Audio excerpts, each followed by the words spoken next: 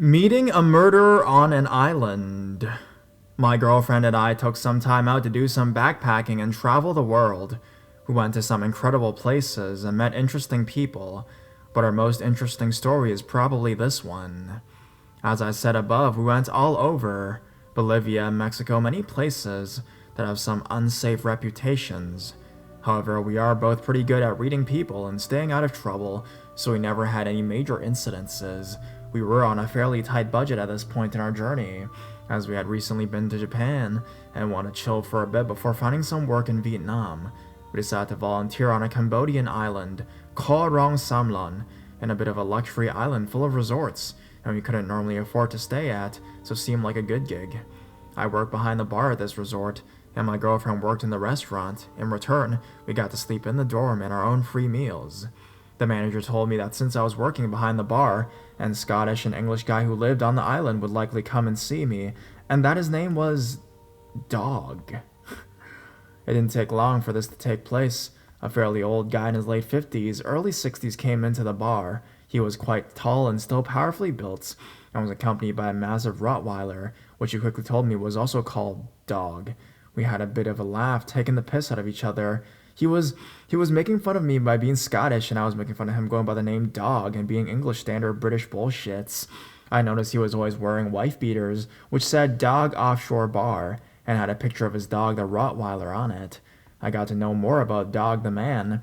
He used to work in construction and offshore, as did I, so we had quite a bit to talk about, and heaps of opportunity to talk, as he usually arrived on his first beer at 7 a.m., and he was clearly an alcoholic. But he never struck me as a bad person early on, just a sadly complicated one, like when you talk to someone who's homeless or something like that. Anyone who's ever been to Vietnam, Thailand, Cambodia, or any Southeast Asian country will understand how rare it is to see a dog that's not some kind of street mutt or tiny pet. Dog's huge dog would stand out even in Europe, however. Even for a Rottweiler, it was huge. Massively muscular with a metal chain to give some semblance of control if it was to kick off. I really like dogs, so I was quite interested in what this huge dog was doing on the island, and always made sure to have some water out for it. It was friendly enough, but never left his owner's side, and seemed to be a working dog in terms of its intensity. It was clearly a guard dog. It turned out the dog was actually a Finnish drug dealer's dog, and that dog, the person, had bought him. He told me the dog had an attack command, and he kept them primed by using it often on other island dogs. He told me he had killed multiple dogs this way. I didn't believe this at first, but there was an island dog the manager would often leave food out for, and this dog would come near the bar usually when Dog Monster's dog wasn't about. But that night, he must have been hungry enough to brave it, and Dog hissed the command, and the Rottweiler bounded for the island dog, knocking over chairs and all sorts until he was called off. It was pretty freaking scary. One night, I was sitting at the bar talking with Dog about his job. I'd be taking on soon at a digital marketing company. I was in talks with the CEO of this company. At the same time, it was for a digital marketing company in which I would work from home or coffee shops updating and improving websites. He said it sounded made up, and that the company was likely some kind of con to get my bank details. I told him it was a real company, and that I had Googled it. He was really drunk at this point, and the restaurant was now closed, so my girlfriend joined us, and we're all having a beer at the bar. He told my girlfriend how I believed everything I read online, and how I shouldn't do that. He said people publish all kinds of made-up shit on there, and I asked what he was referring to, and he said never Google me. So I was like, how could I Google your name is Dog? If I Googled you, I just see a picture of a dog. But then I remember those tops he wore, Dog's Offshore Bar, so I told him, I am going to Google you, laughing. He was getting quite annoyed, but at this point, other than owning a weaponized canine, I thought he was pretty harmless. I was wrong. I began reading aloud the interesting things I found out about his bar and related stories. One of particular interest was about a conviction. The laughing and joking stopped, and I quickly stopped reading out loud. I quickly looked to my girlfriend, and I could see the smile leave her face as she realized we were drinking with a killer. It turned out this guy had murdered his Thai wife, and then been briefly imprisoned before paying bail, and then fleeing the country before trial. He had stabbed her, and his alibi to the police was that he couldn't have killed her because he was fucking a ladyboy on the beach at the time. He told us that he had been framed, and that his wife's ex was in the police, and he had killed her for moving on, etc., etc. I was nodding along to everything he said and tried my best to show that I agreed with him whilst making sure the machete I used to open up coconuts for cocktails was in easy reach should his beast be given any command words. He told us about how hard it was being one of the few white guys in the Thai prison, how he had to attack guards to get into solitary confinement, and they beat him mercilessly. He told them they used to leave shanks in his room and put him in the yards with pedophiles for him to kill. He told us that he had killed before he went to prison, and that he killed while he was inside, but he did not kill his wife. His wife was a Thai prostitute he met while trafficking women from Thailand to Singapore on his boat, the same one he used to flee Thailand after his arrest and set up his bar, Dog's Offshore Bar, with the tagline "Dogs welcome wives, must be kept on leashes or under control." We both acted like we believed him, and eventually he left. The whole night, however, I was waiting next to the door for him and his dog to come for us. I even propped a bin up against the door so anyone coming in would knock it over, so we would maybe have a chance to react to this whole situation. I nearly attacked my friend when he came in. It was fucked. We quickly decided to leave after this. I only saw a dog again once more. My girlfriend was opening a can of coconut milk for a curry, and he came by and jokingly asked if she needed a knife, and patted his back pocket. The guy is known to make the porn, or make the dog, if you wanna Google this. If you Google Dog's Offshore Bar, you'll see what I did. He was living on a tent on the island with his dog, keeping watch while he slept. I'm not sure if he's still there now, but dog, let's not meet again.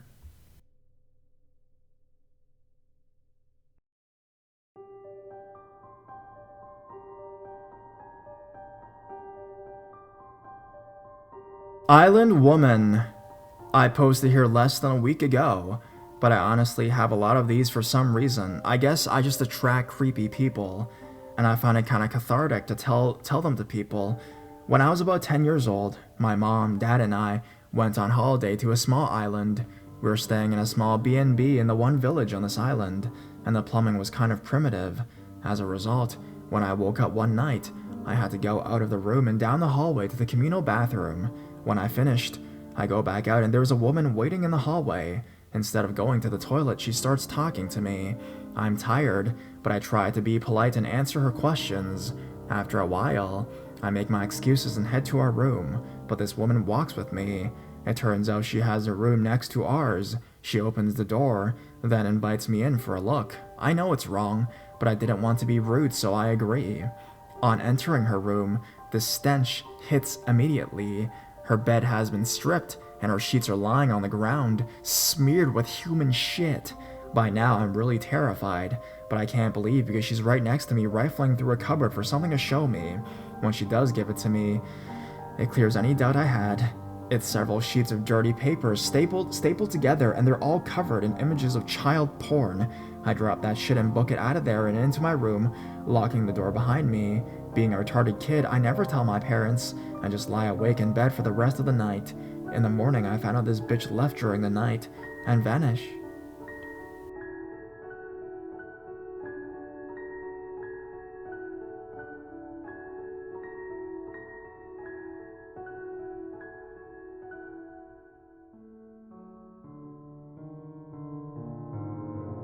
Creepy man that followed me all the way to Staten Island from Manhattan. This happened 4 years ago. I lived in Staten Island for a few years because I went to college there. I was about 20 years old at the time.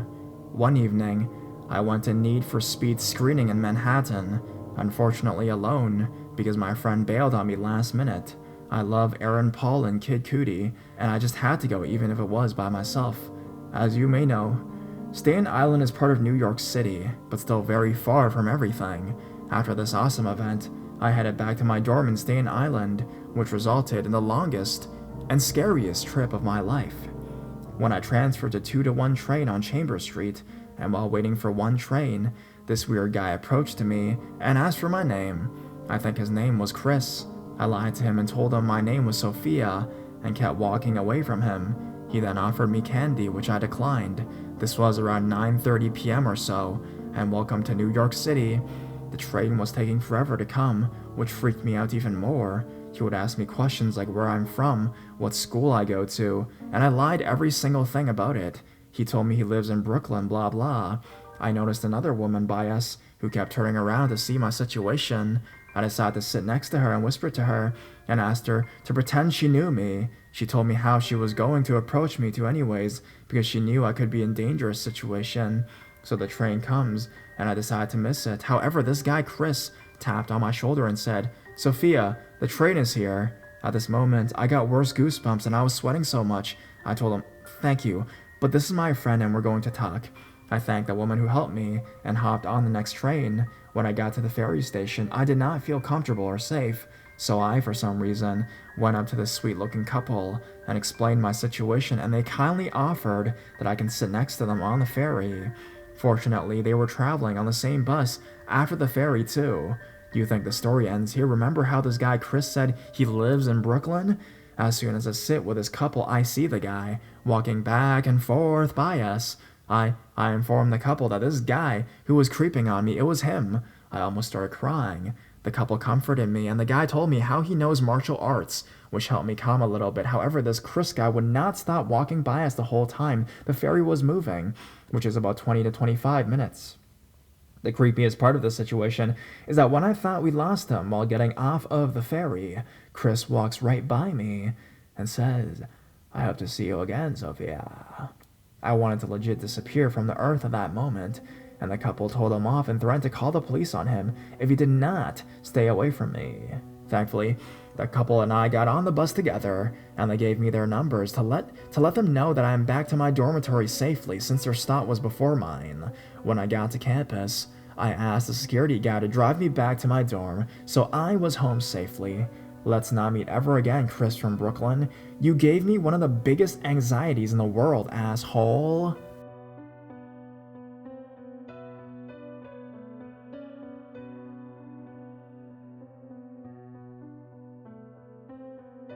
Stone Island Stalker. Long-time lurker and first-time posting, as I didn't have enough karma. I'm not sure if I've managed to capture how actually terrifying this was at the time. I had an extremely creepy experience a few years ago, and it is still the most intimidated I've ever felt in broad daylight in a public place. I had a few hours to kill before I caught up with my boyfriend who was working, and decided to head into the city center and do some shopping and browsing.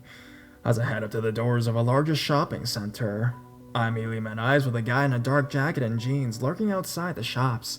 He seemed really intense and eyed me up and down, but I didn't think much of it. Broke eye contact with him and headed straight for the doors. As you enter the shopping center, there is an elevator to the left and a series of escalators to the right. As I have nowhere in particular to be, I head for the escalators. The escalators tend to be quite busy, but I felt slightly uneasy about how close the person behind me was, so I moved my bag from the side to the front of me to feel a bit of security. The first floor doesn't have many shops that interest me, so I walk around to the next escalator. I start to become very aware of my surroundings, and can feel someone following a little too closely behind me. As I reach the second and third floor, someone is still following closely behind. I can tell it's a man, and I feel like he's towering over me.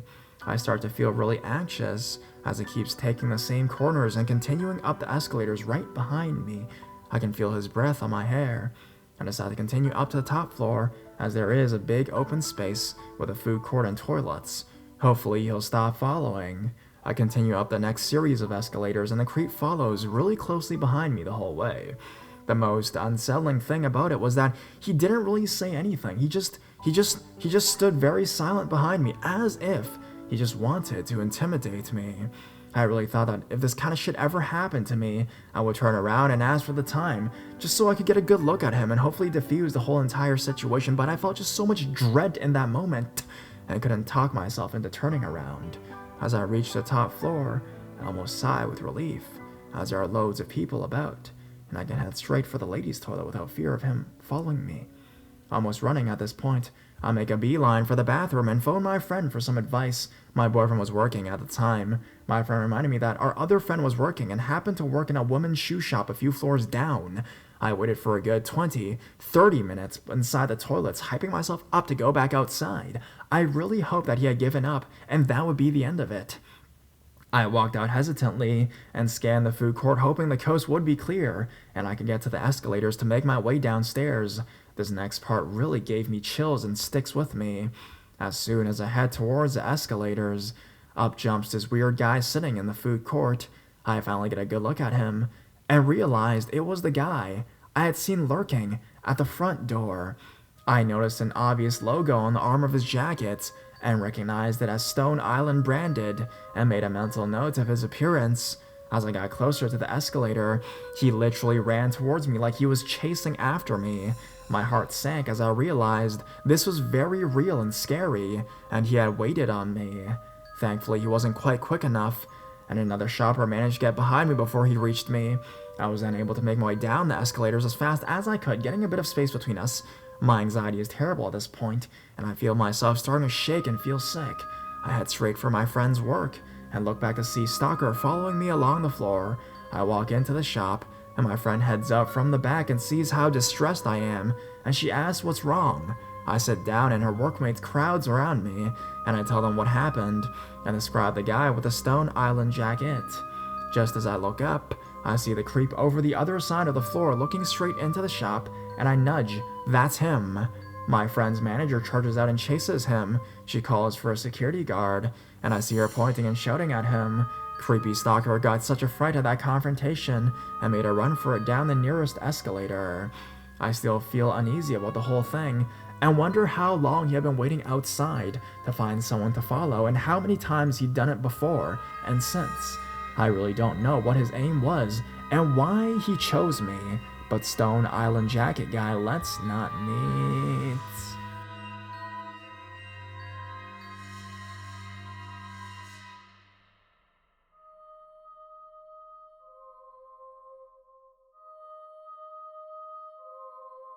Island Creep. I moved to an island on Lake Michigan for the summertime. It's a touristy area and you can make decent money in the summertime. And my aunt owns a bar and grill and motel, so I figured why not? I went through a breakup after a 6-year relationship and have been battling issues with depression and anxiety for over a year now, so I figured this would be a nice change of scenery, I guess. I'm staying with my older cousin at a cabin her mom owns approximately a mile and a half away from where we both work. We're both women. This island is basically nothing but woods and forest. It's very beautiful, but it's very remote. Most of the roads are unpaved. There's only streetlights on the main road. At night it is pitch black. Our cabin is smack dab in the middle of the woods. I don't have a car with me on the island. I just bike to wherever I want or need to go. One night, I worked the closing shift as a server at my aunt's restaurant. I finished up closing up the restaurant and said goodbye to my aunt's partner who was still in the kitchen.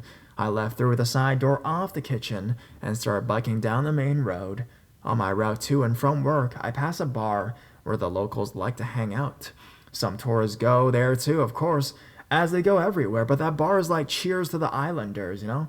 Keep in mind, this is the only paved road on the entire island, and the only road with streetlights. It was dark outside.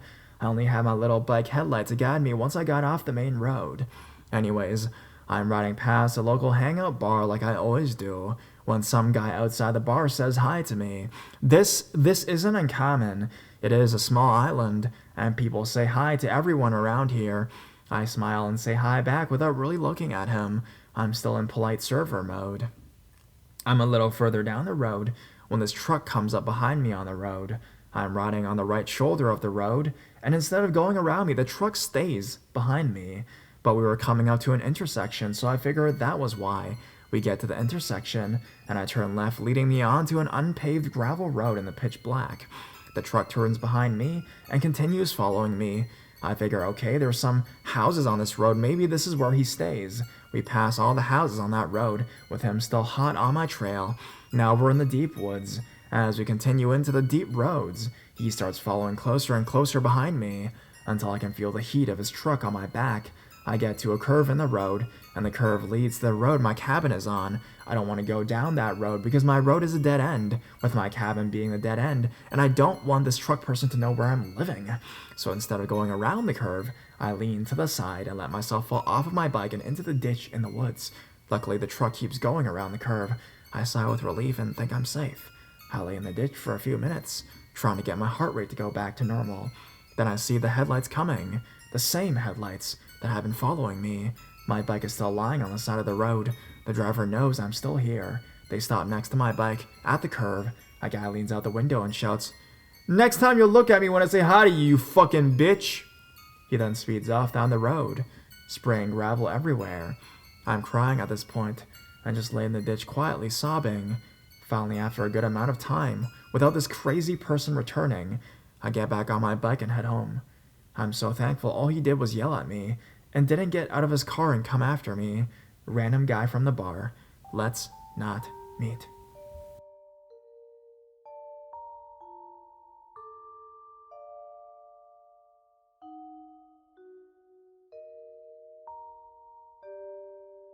Sicilian chef on a remote island city. My wonderful mother is a travel agent, and when I graduated college, she was able to use points that she earns from work to get us tickets to Italy.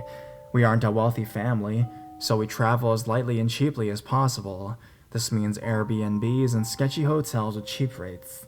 We flew into Venice and spent a few days up there, and then took a train and boat over to Sicily, where my mom's father is from. We were there in early October, so it was the off-season, so we found a cheap hotel and they weren't busy at all, so my mom was able to get one of the hotel staff to come to the boat dock and pick us up and take us back to the hotel.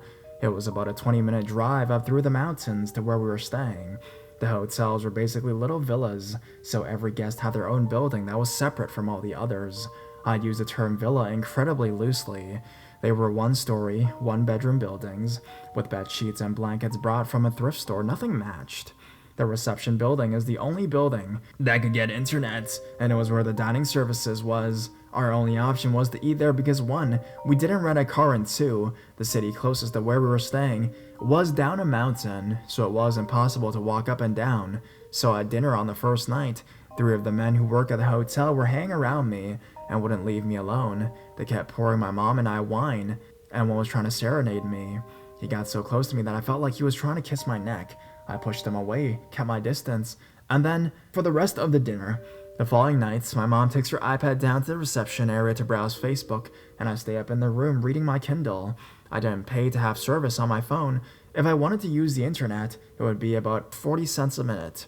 I'm an hour into watching an Italian soap opera on the world's smallest TV, and I decide to join my mom in the reception area to use her internet. I go to leave the villa, and the door is locked from the outside. I do not understand why the doors function like that, but I was locked inside, and they could not be unlocked from the inside. I hurried up and turned my internet on, and my Facebook messaged my mom that I was locked in the room and that she should come back and unlock it for me. I waited for it to show it sent, then I turned my internet back off. After waiting a few minutes, I decided, fuck it, and I kicked the screen window in the bedroom and climbed out that way. I started my trek down the part of the mountain to the reception area, maybe a 10-minute walk.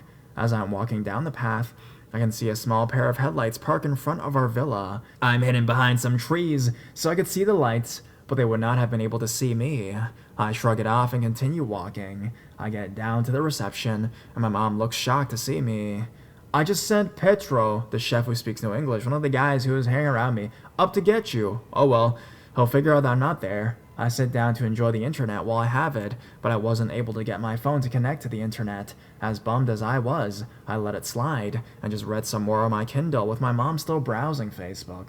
The men stay creepy with me, but I stay pretty aware and away from them, to be honest. My mom is really sweet and very trusting, so she didn't notice how they were acting towards me. A few days later, we were getting ready to fly back to the US. Right as the plane landed, I was able to turn airplane mode off. My phone flooded with Facebook messages from 2 of the men that I met that worked at the hotel. I had to Google Translate all of them from Italian to English. The messages from the first guy, the one who picked us up from the docks originally, were harmless. I think they're very cute messages like that. The messages from the second guy, the 35-year-old chef who my mom asked to pick me up in his Vespa after she accidentally locked me in our room, were worse. First message, obviously from when he first came up the mountain to get me. Are you in the room? Where are you? I want to kiss you. Second message, are you in the bathroom? I'm going to wait right outside the door for you. Third message, where are you, sexy? Are you even here? I'm going to kiss you when I see you. So I blocked them. My mom had friended them, and they would comment on photos of me on her profile and write really disgusting things. So my mom had eventually blocked them too. Not sure what would have happened if I didn't decide to leave out the window right when I did. I don't know if I'm allowed to post the name of the hotel, but if you want it, I'll give it to you. Anyways, 3 Sicilians who work at the hotel. Let's not meet. Especially you, Petro.